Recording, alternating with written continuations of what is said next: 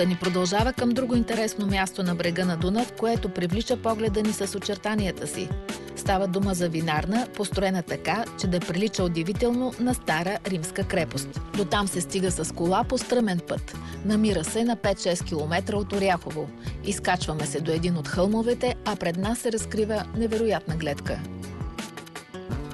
Ако попаднете в Оряхово, ще ви направи впечатление панорамния изглед към близкия румънски бряг и към остров Есперанто. Хората твърдят, че при ясно време от тук се виждат Карпатите. В границите на Лозовия масив се намират останките на една от някогашните римски крепости Бургозоне. Построена е на древния римски път Вия Иструм, свързвал Константинопол с Белград. Тя е близо до пристанище Оряхово, над остров Есперанто. Още в древността тук са били разпространени лозята и са се отглеждали едни от най-добрите вина на Римската империя.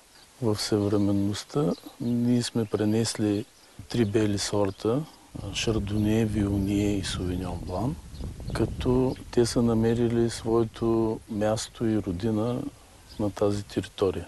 Шардонето е експлозивно с своя тропически аромат, с плътния си вкус, с богатството на нюанси, които са от бели цветове до захарни плодове, озахарени бели плодове. Совиньон Блана се характеризира с експлозивния си вкус и с аромата на тропически плодове, на цитрус. Вионието е характерно със своите аромати на праскова и кайсия, на бели цветове, които са в много висок интензитет. Тук са намерили своето обитание и няколко червени сорта, сред които може да се отбележи Пино Нуар, Каберне Совиньон, Каберне Фран и Марселан, които са с много пищни аромати, с подчертана и хармонична структура и с добра свежест във вкуса.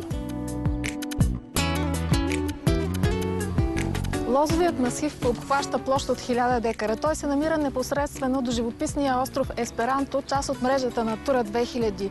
Склоновете удивително напомнят на тези на Тоскана.